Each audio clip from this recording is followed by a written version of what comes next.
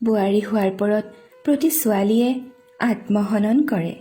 ডিঙি মুচৰি ঠেকেচি আচাৰি সপোনবোৰ প্ৰশ্বাস বন্ধ কৰি মাৰে।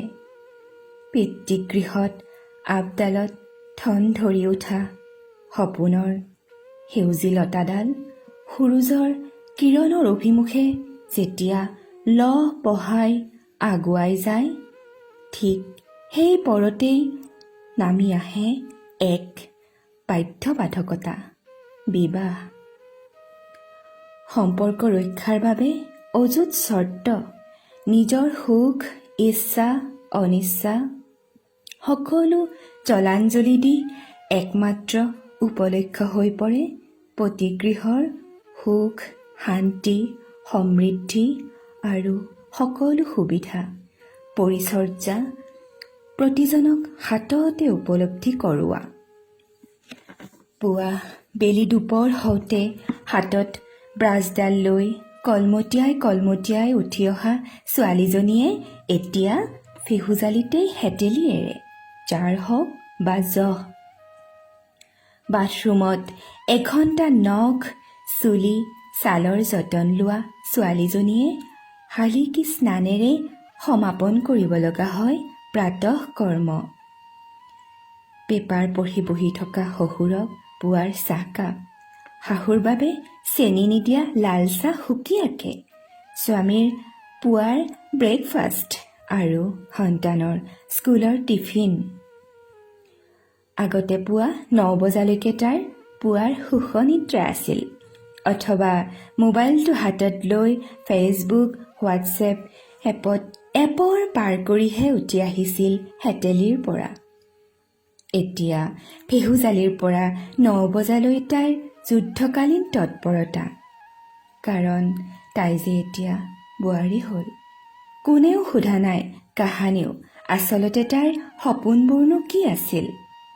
কিমান সপোন আৰু প্ৰত্যাশা ডিঙি চেপি হত্যা কৰি তাই বোৱাৰীৰ বেশ পিন্ধি পৰিচৰ্যা কৰি ফুৰিছে স্বামী গৃহত। সপোনবোৰ কবৰ সাজি তাই মৈদামত ঘূৰি ফুৰে, পাহৰি যায় দায়িত্ব পালনৰ ধামখুমীয়াক কোনটো সপোনৰ কবৰ কোনটো আছিল। নাৰীৰ জীৱনটোৱেই যে বুজাবুজি অৰ্থাৎ কম্প্ৰমাইজ।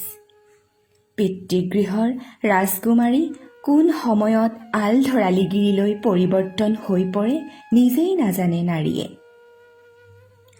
তাতে স্বামীৰ পুৰুষত্বৰ অহংকাৰ, শাহু শহুৰৰ অপ্ৰকাশিত কৰ্তৃত্ব, সন্তানৰ 101 ফৰমাইছ অথবা দেওৰ ননদৰ সময়ে সময়ে হান মৰা ব্যৱহাৰ আৰু মাজত তাই জোকাৰি হৰাই সকলো বেদনা তাই নীৰৱে কৰি যায় কৰ্তব্য, কাৰণ পিতৃগৃহৰ আলসুৱা ছোৱালীজনীয়ে এতিয়া কম্প্ৰমাইজ কৰিবলৈ শিকি গৈছে।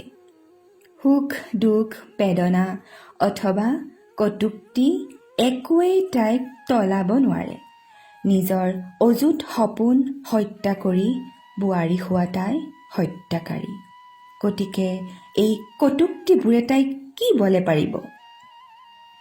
প্ৰতিজনী বোৱাৰীৰ বুকুত কাহানিও পূৰণ নোহোৱা বহু সপোনৰ সমাধি থাকে, যিবোৰ সপোন তাই দেখিছিল ছোৱালী জীৱনৰ কোনোবা অতীত পৰত। কিন্তু কাহানিও কোনোৱে নুসুধে তাইক সপোনবোৰ কি হ'ল, ক'ত কবৰস্থ কৰিলে ছোৱালী জীৱনৰ ৰঙীন উন্মুক্ত ৰামধেনুৰ ৰংবোৰ। সেয়ে প্ৰতিগৰাকী বোৱাৰীয়েই হত্যাকাৰী, কাৰণ সিহঁতে নিজ সপোনবোৰ মাৰে টেটু মোহাৰি।